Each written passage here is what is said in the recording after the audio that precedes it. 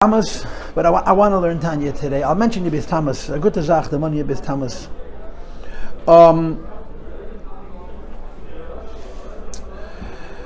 I'll give you. You want Yibis Thomas? I'll give you Yibis Thomas where I'm holding Yibis Thomas. Okay. This year is 97 years. It's 97 years since the Friedrich Rebbe was arrested and released from prison. It's so long ago. You know, these things are so fresh for us, but it's such a long time ago. You know, Yibis Thomas. When I was a little boy, when they celebrated 40 years of Yibis Thomas, 50 years of Yibis Thomas, it's almost 100 years since Yibis Thomas. Since the Friedrich Rebbe was arrested and released from prison, and he was forced to leave Russia, the whole world has turned upside down since then, mamish. And the Rabbeim stood in the middle of this unbelievable storm, and they created the continuation. They created the anchor. They created the rock on which the continuation would collect. It's remarkable. It's really the vision of the Rabbeim, and the stubbornness of the Rabbeim, and the sacrifice of the Rabbeim is. We don't even understand how big it is. I don't think we're able to understand it. But I'll share this with you. One of the things that I get to do because of my profession is teach the Maimorim of the Rebbe. That's what I do. I teach the Maimorim of the Rebbe. I do them in my basement. I used to come here on Fridays and teach them to one lady. Mrs. Stolak used to come and I would teach them Maimorim. And the problem was I had to be ready at 11 o'clock, and preparing a Maimor from the Rebbe doesn't have a clock. Sometimes you're not ready. So I sit in my basement, I record the classes, I post them, and I know people are listening to them because I get complaints. I just got a complaint this morning about a class that I gave earlier this winter. So I learned the Maimorim of the Rebbe. And there's so many interesting things that you discover as you learn the Maimorim of the Rebbe. And one of the things which is becoming clearer and clearer to me as I learn, and I've done more than half. The Rebbe has between 15 and 1600 Maimorim, 1,550 something Maimorim, that the Rebbe said over the course of his Nesiyas. At Inzat Chasidus, we already have around 900 classes recorded, edited, and posted. More than half. It's a project. We're gonna do this. It's going to take time, but last year we pledged to finish it in 10 years. You understand? We means me.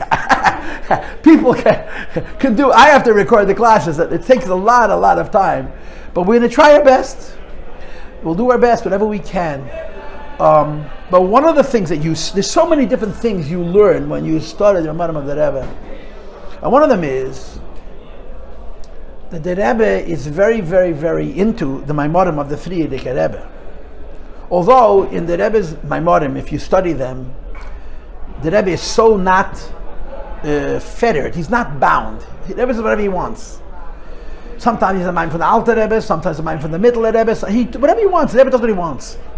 But if you look at the collection, the body of Maimorim, you see that the Rebbe had certain things that were particularly important to him, that he would focus on, and in some cases he'd repeat them again and again. And not necessarily repeat them again and again exactly the same. He'd go back to the same original text and analyze it from a different perspective. So you study the Rebbe's Maimorim, you see that the Rebbe was very, very obsessed with the Torah of the Friedrich Rebbe.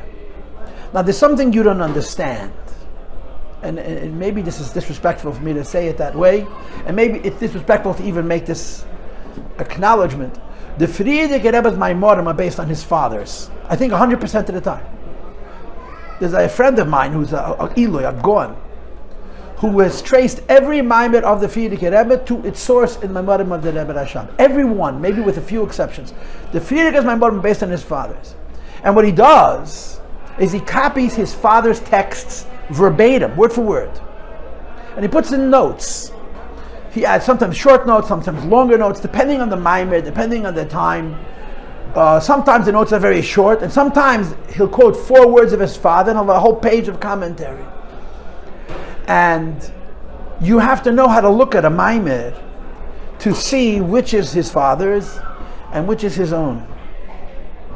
So the Rebbe has Maimorim, which are based on the Rebbe Rashab's Maimorim, on the Friedrich Rebbe's father's Maimorim. But when the Rebbe studies his father-in-law's Maimorim, he focuses on his own words. Meaning, if the Friedrich Rebbe has a Maimor, which 80% of the words, or 90% of the words, are the words of the Rebbe Rashab. The Rebbe doesn't pay attention to those. It's the few words that are the Frierdiker Rebbe's original. He builds his maimed on what looks like the periphery aspects. But if you know the Hishtalshus of the maimed, you see what he's doing. The Rebbe is studying the part of the Frierdiker Rebbe's maimed that's the Frierdiker Rebbe's. And that makes it very special. So, there are certain Maimarim the previous Rebbe the Rebbe is obsessed with. No doubt about it. Of course, the Maimar of Maimarim, without a question, is Basi Lagani. Basi Lagani, we know where it comes from. Basi Lagani has 20 chapters. The first 10 chapters come from a Maimar, Basi Lagani, from Tafresh Nunchas. You can look it up. It's almost word for word. And the second half is from a Maimar in Tafresh Pei Pashas Boy. You could see the Frierdiker Rebbe took two Maimarim of his father, joined them together, made a Hemshech, but he made changes. And when the Rebbe studies those Maimarim, he studies them in the kind of way where you see what the Frierdiker Rebbe is saying, and not what the Rebbe. You have to be a real master, and you have to have a lot of time to appreciate. The Rebbe is focusing on the nuance that the Frierdiker Rebbe adds, because the nuance the Frierdiker Rebbe adds is a different generation, it's a different time. Maimarim Chasidus are an unusual thing, because Maimarim Chasidus are, on the one hand, Torah. What does Torah mean? That it's forever. Torah is higher than time. And on the other hand, it's local, it's connected to time. But Maimarim are different than Sichas. Maimarim are Torah. They're Torah. Torah means it's above time. It's forever. But on the other hand, the Torah is spoken to a certain group of people at a certain time, at a certain place, making them very, very local. So when the time passes, Frierdiker Rebbe lived a long time ago, and you're learning the Rebbe, the Frierdiker Rebbe's Torah. So there's the Torah, there's the idea that this is forever. And there's the context of the Torah. The Torah was said at this time and at this place because of these conditions. And it creates another dimension of the Torah itself. Meaning, you're learning something that because it's part of Torah and not part of Avodah, is L'mayla min hazman, it's above time. But part of that L'mayla min hazman is the Zman, the time and circumstance, like the times of Mesiras Nefesh, under which these Torahs were written and said. And it's a part of the learning. Part of learning is not only understanding what the Maimon is saying, part of the learning is learning what the Maimon was saying when the Maimon was said. To give you an example which we are very preoccupied with, the Maimon V'yata Tetzaveh, which of course is so connected to Gimel Tammuz, it's based on a Maimon that the previous Rebbe wrote and said in the spring before his arrest. And it's a Maimon about Mesiras Nefesh. It's a Maimon about children. And Mesiras Nefesh for the chinuch of children. That has a context in time. The Mordechai gathered children together and he taught them Torah at great personal risk. And the previous Rebbe was living in a similar time to Mordechai and he did the same thing. He focused on children. The Rebbe says the Maimon 70, 80 years later, whatever, 60 years later, 50 years later, that doesn't matter. And he's applying it to our time, giving it both a timelessness, but part of the timelessness is the context. The story of why this Torah was said becomes a part of the Torah.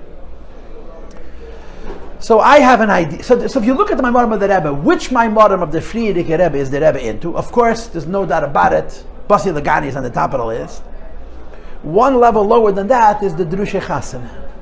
When the Rebbe got married, our Rebbe got married to the Rebbetzin, and this year is 95 years. It's so long ago. 95 years since the Chasana.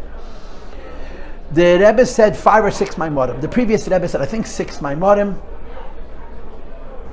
I think 6 Maimarim, but I don't remember the name, so I'm not even going to try. Over the course of the Rebbe's Nesias, there's probably 30 Maimarim on those 6. You understand? The Rebbe would repeat Rabbi Paltiel and Tachas Chochma, Tshuva Ma'asim Tevim. I forgot the Dibur HaMaskos. The Rebbe, over the course of his years, repeated those 5 or 6 Maimarim more than once. There's a bunch of Chol Banayich. There's only one Lucha Doidi. Chol Banayich is the Maimon that the previous Rebbe said by the Ufruf, the Shabbos before the wedding. And there's Maimarim Asher Bora and Amar Rabbi Paltiel. The Rebbe would repeat these Maimarim. He'd go back to them again and again. In 1968, the Rebbe was married 40 years. So the Rebbe said 2 Maimarim. In 1978, the Rebbe was married 50 years. He said the same 2 Maimarim again. And now some of these are edited actually. So the Rebbe, over the course of his Nesias, the Maimarim that the previous Rebbe said by his wedding, he reingelegt in them. He was into them. You see? And another area of Maimorim of the previous Rebbe that our Rebbe was very busy with is the Maimorim of Yud Beis Tammuz. And the Maimorim of Yud Beis Tammuz go into two groups.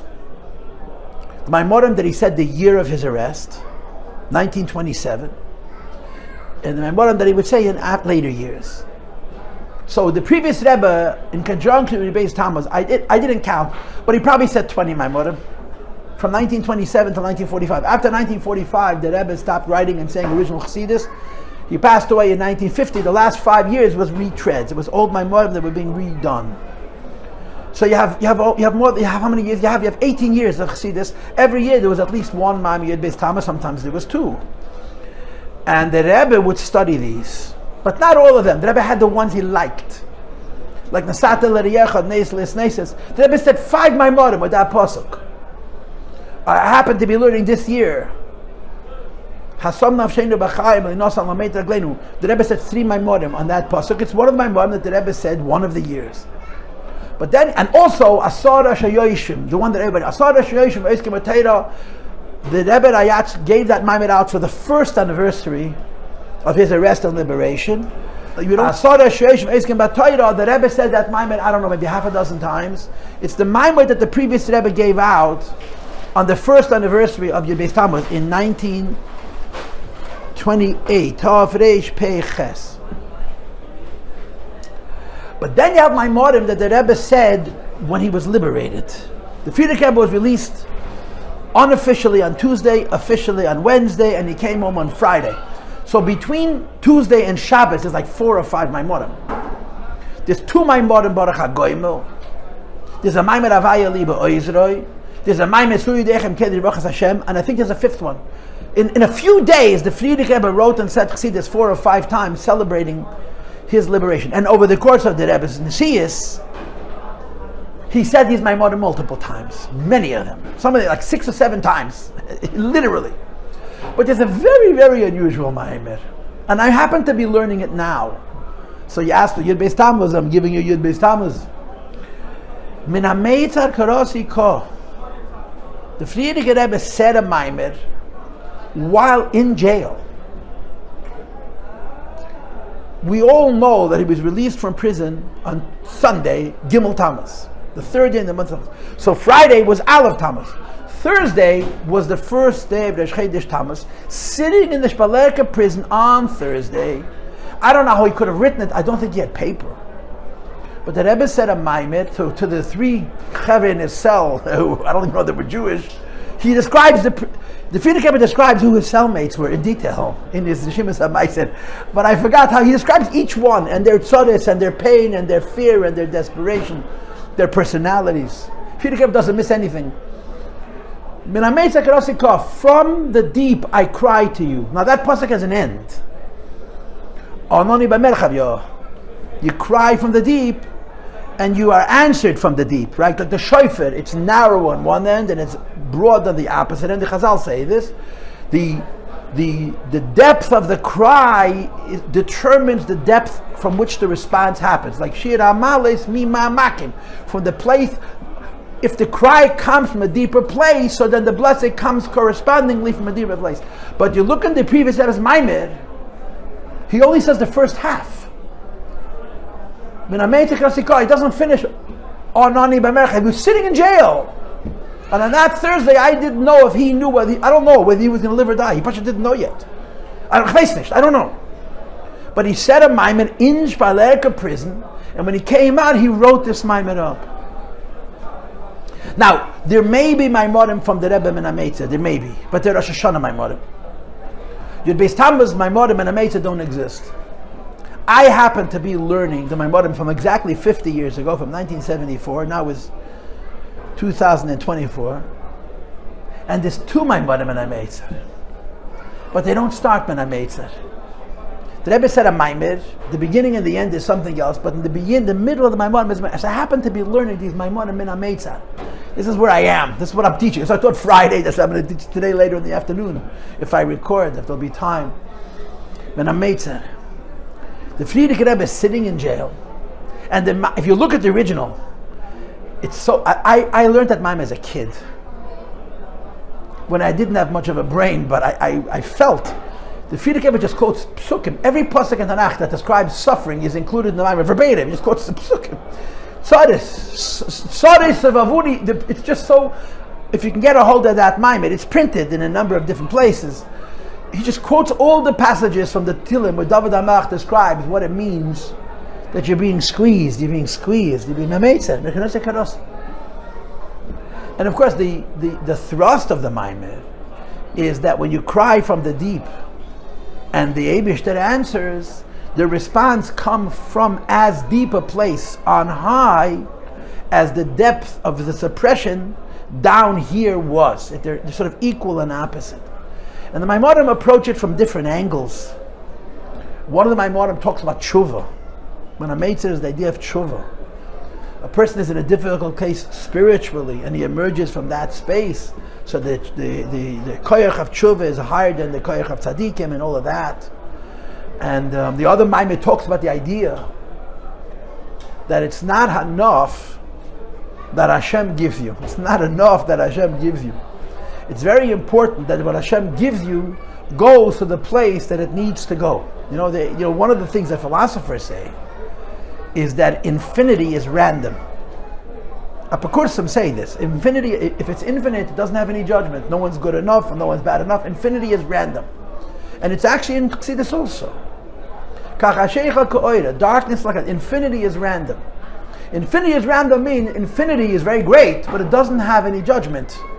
Because to judge, you have to know the difference between one thing and another. Knowing the difference between one thing and another is always going to be finite. So you learn in Chassidus that infinity needs a channel. It needs it's to be focused, that you go where it's supposed to go and not go everywhere, because then it's a mess and a waste. And fakir, sometimes it can be actually used in an adverse way. So there's a lot of Chassidus on this.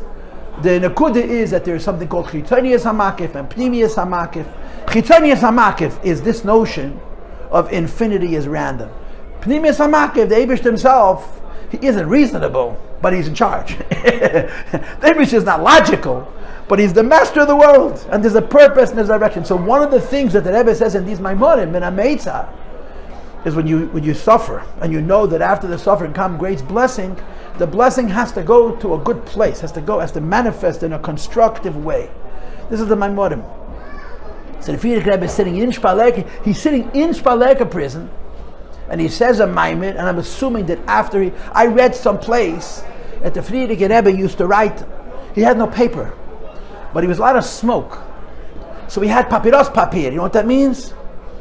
Little strips of paper that they would roll to make cigarettes. He would write chassidus on these papyrus papir. They printed once one page of a maimed that the Frierdiker Rebbe wrote while in jail. But I think it's a different maimed. I don't think it's the Min HaMitzar. I forgot where I saw it. The Min HaMitzar is a whole maimed, which I'm assuming the Rebbe wrote after he came out of prison. But you see the Rebbe describing his experience. You see the Rebbe describing, in other words, as I said in the very beginning of this little shmooze, Chassidus, Maimorim, are Torah. Torah means that they're forever. Torah is above time. And at the same time, the Torah of a Rebbe, even though it's above time, speaks to a certain time, it speaks to a certain circumstance, it speaks to a certain situation. And that's what these Maimorim are. Min HaMitzar, Frierdiker Rebbe speaking, Min HaMitzar, he's sitting in jail. He doesn't finish on Noni B'Merchav. At the very, very end of the Maimon, he mentions it. But the beginning of the Maimon starts, I'm in pain, and I'm crying out in pain, and I'm not offering the resolution. I'm crying out in pain. That's the Teichen of the Maimon. When you read the Maimon, I've been studying this Maimon for about a week and a half, because when I give a class, I review it multiple times. I like to sort of feel connected. This morning, I took out the original, the Frierdiker Rebbe's Maimon, and you read it. He's Pasha describing what he's experiencing at the time he's experiencing it. It's very, very powerful. But, obviously it goes without saying, he never forgets that the Eibishter is in charge, and whatever he's going through, Karasi, the Eibishter is with him in this Maimed Matzah. Anyway, so I'll just say one more thing about Yud Tammuz, and then we're going to learn Tanya. I want to learn Tanya today. I didn't teach Tanya 2 Sundays ago. Like I said, so the Rebbe spoke a Sikha once. That the Frierdiker Rebbe said, and it's in L'Kutei Sichos Chelik Yud Ches. that Beklal, Pei Zayin, 1927,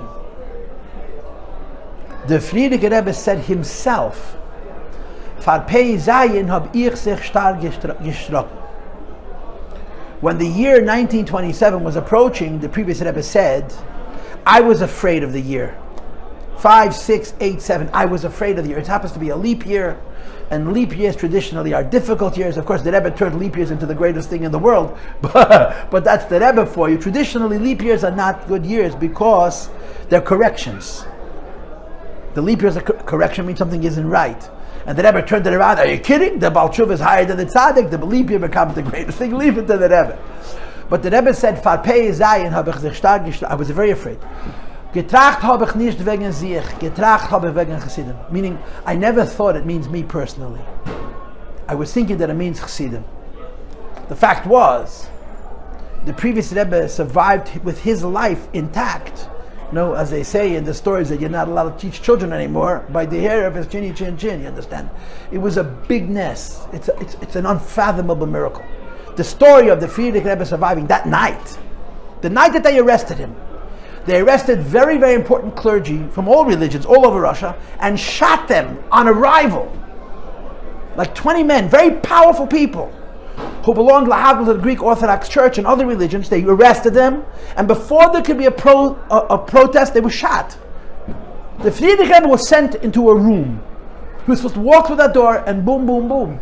He thought that to smoke a cigarette. They didn't tell me I have to get there at a certain time. I wasn't in a rush. And someone happened to meet him smoking a cigarette, who knew who he was, and he was shocked that he was sent to that room, and that was the beginning of it. And once there was a little time and the protest started, the world found out it was too late. It's a nest. The story that Rebbe's survival is such. The Rebbe said about himself, the previous Rebbe said about himself, that from the moment I walked into the Shpalerka prison till the moment I walked out, I was never without my father, the Rebbe Rashab. My father was with me every second. If you ever read the Rishimas HaMaaseh, the Frierdiker Rebbe wrote a lengthy essay describing his arrest. It only takes in the first day or two, because there's enormous musings.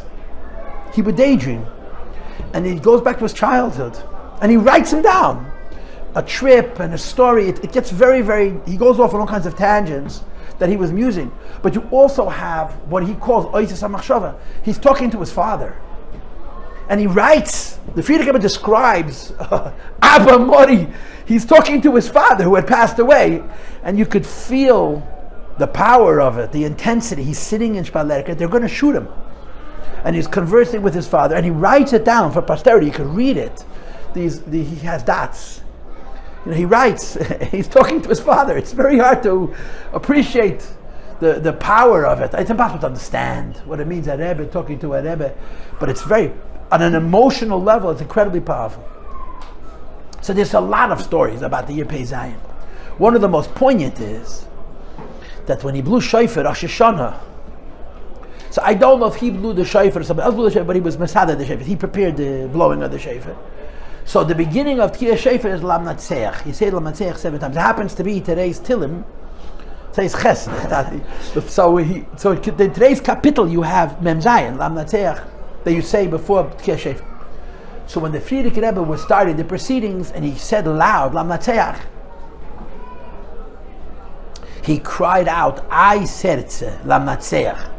I don't speak Russian, and Mrs. Katzman isn't here to correct me. Oh, you speak Russian, yeah? It means heart, right? I serce. Serce means heart. I think in context it means my love, right? In my context, my love. He's talking to Eibishter, yeah? Serce, he's my love. He's talking to Eibishter. This I serce frightened the Hasidim. Thank you. Because there was a history. The Hasidim who knew that in 1843, 1842, 43, Tafresh Gimel, which was then almost 85 years before, that Tzemach Tzedek also cried out. I said to Lam Natseach, and it was a very hard year. He also almost lost his life. And it put the perspective on the year. A Rebbe on Rosh Hashanah sees the whole year, not like you and me. He sees the whole year. But in any case, what I wanted to share, which is in the Likutei Sichos, is that the Rebbe would say, after he was released from prison, that in the Maimed of Rosh Hashanah that year, Tafresh Pei Zayin, 1926 to 27, and we have the Maimed, he spoke about Hashgacha Pratis according to the Shita of Baal Shem Tov. We all know about Hashgacha Pratis. It's a basic Jewish belief. It really is a basic, that Hashem oversees the creation. He's not just the creator of the world, he's the master of the world. But the Baal Shem Tov is very extreme about Hashgacha Pratis, much more than the Rishonim. And to use the classic language, there's two key phrases to the Baal Shem Tov's novelty about Hashgacha Pratis. Number one, that it's afilu al datzach, that Hashgacha Pratis is not just by people. It's by Daimim Tzmei Chai, by the silent ones, which is the literal translation of Daimim, by plants and animals as well. And number two, and the second one is even more powerful than the first, that everything is Negea L'Klolos Kavana Sabriya. Every detail in Hashgacha is so important that it touches the greater purpose of creation. In other words, everybody understands that human beings are more important than animals, al pi Torah, al pi emes. But the secondary and the tertiary components are so important that if one aspect is offset, the entire purpose of creation is out of whack. And of course, when you learn this, the Maimorim will tell you it's impossible to understand this. How can everything be precise and everything be so absolutely important? You change one thing and the whole creation's purpose is offset. It's beyond fathoming. Not beyond our fathoming, it's beyond logic. It's the will of God. So in the Maimed of Rosh Hashanah, the Rebbe spoke this inyan. Now, I never learned the Rosh Hashanah Maram Pei Zayin, but I've been told that it's not in the thank you very much. Thank you very much. In the Maimorim that we have, it doesn't exist. Meaning the Rebbe, the previous Rebbe, when he said Chassidus, would prepare. When he prepared to say the Maimed, he was not planning on talking about Hashgacha Pratis. The words came to him. As he was talking, the words came to him, and he spoke about this idea that the Baal Shem Tov teaches us a higher level of Hashgacha Pratis impromptu. It was unplanned. It wasn't part of what he's planning to say in the Maimed. And the Rebbe would say later that if not for the fact that in the Maimed of Rosh Hashanah, I spoke about Hashgacha Pratis or Konshitza Baal Shem Tov, I don't know if I would be able to survive the arrest. That's what he said. Meaning that even if they wouldn't kill him, he himself, being in prison, would have been so difficult that he doesn't know if he would survive. This is what the Frierdiker Rebbe said. The previous Rebbe said this. So the Rebbe spoke about it. The Rebbe spoke about it. And the Rebbe said, why? What does one thing have to do with the other? I mean, your question. What does one have to do with the other? So the Rebbe explained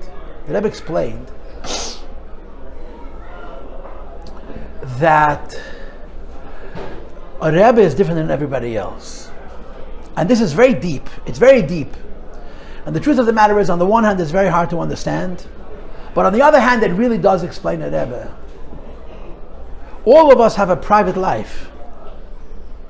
And then from the perspective of our private life, we also reach out, right? We have rings. Our first ring is ourselves, our second ring is our spouse, our third ring is our family, immediate family, extended family. And depending on a person's abilities, the rings get bigger and bigger and bigger and bigger. And if a person has this chus, he can reach the whole world. A Rebbe's purpose is the people first, and himself second. It's really unnerving. Do you know that during the trial, I've told this to you many, many times, during the trial of the Sfarim, the Rebbe had to write a note for the court describing his job, his role. And we have that manuscript. It's been published many, many times. And it begins by saying, my first obligation is to be a living example to others. That's how he starts. He doesn't say the word I. The Rebbe never says I. The first obligation is to be an example for other people, how they should serve Hashem. And he has a few words describing it in all aspects in the most complete way. And then after that comes his role as a private person. That's what Rebbe writes. A Rebbe's neshama, we don't understand anything about neshamas, about souls. We certainly don't understand anything about a soul that's so gigantic. Is here in this world for the community. He is a neshama klolos, a general soul. He's not a general soul also. He's a general soul. Period. If there's time left over, he has work to do, but that's secondary. So the Rebbe says, if you're a general soul and you serve the people, and you cannot serve the people, So why are you? Why are you? If you're a private soul, a Yid can always serve Hashem. Doesn't matter where you can serve Hashem in Auschwitz. It's very difficult and very painful and very sad, but you can find a way. But if your purpose is first of all to serve people, and you cannot serve the people. When the Rebbe was in Kastrama, when he was fashikt, when he was let go and sent off into exile, the whole exile lasted 9 days. He turned to El Chaim and he looked at his hands. And he said, "As ich kann nicht schreiben wegen der Spar, auf was darf ich haben die Hand?" If I cannot write about little children learning Torah, why do I need hands? That's what he said. If ich kann nicht schreiben wegen der, I want you to know, when a Rebbe says Gevura words, it's very, very, very dangerous. The power of his words, the power of the words of a Rebbe, is more than the power of another person's actions. When the Rebbe says, "I don't need hands," that declaration is extremely serious. And he's very, very aware of the power of his own words. And he says it nevertheless. This was the kind of determination, this was kind of single-mindedness that Rebbe had, the Friedrich Rebbe had, when he was fighting against the menace of the Soviet oppression of Yiddishkeit. It's, if I can't do my job, I don't need hands. So the Rebbe said, this is what the Rebbe meant. How can a Rebbe exist if he can't Rebbe? And the answer was, God knows better. On a level that you can't explain. You see? In the Rosh Hashanah before, in the Maimer, the words came to him. He wasn't preparing it. The words came to him to talk about Hashgacha Pratis according to Shitza Baal Shem Tov, to speak about the Hashgacha Pratis in the perspective of the Hilchah Baal Shem Tov, who says what? That Hashgacha is so transcendent, it's so universal, and it's so precise, and it's such a priority that it's beyond the fathom of any person. There's a word from Alten Rebbe, which is very, very powerful. There's a word from Alten Rebbe. I'm going to sue you for just half an hour. No, Yashikei, no, Chamish Ketainis, Chas V'Sholem. There's a word from Alten Rebbe, which is unbelievable. It's a very Chassidish word, that the Alter Rebbe said, that there's a prayer that we say in Yom Kippur, and we say it every night in Krishma. Ata yoidea roze yoilam v'salume sisri kolchoy ata chayfet kol chadri botna v'echen kloiz v'lev. You know what I'm talking about? Ein davar nista emeka v'ein and so on. In Kippur we say it with al-chet, but we say this when we say Shema at night. Ata yoidea roze yoilam. You know the secrets of the world, and v'talume sisri kol choy, the hidden secrets of all living things. You know everything. So the Alter Rebbe said in Yiddish, he quoted this passage, Ata yoidea roze yoilam. And he said in Yiddish, Rozei Teire Veisen Mir Eich. Aber Rozei Elam is no Rata Yidea. The secrets of the Teire we know. Well, there was human beings could know the secrets of the Teire.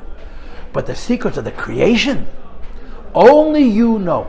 The secrets of the creation are so deeply hidden that the Alter Rebbe says, no Rata Yidea. And this is what saved the Friedrich Rebbe. The Friedrich Rebbe was able to understand that he can't understand. But Ata Yedeya, the Eibishter knows. That's what the word is. That's the story that Rebbe said. Anyway, this is a little bit on Yud Beis Tammuz. So what do you want to do? Let's learn Tanya. Okay, let's learn Tanya.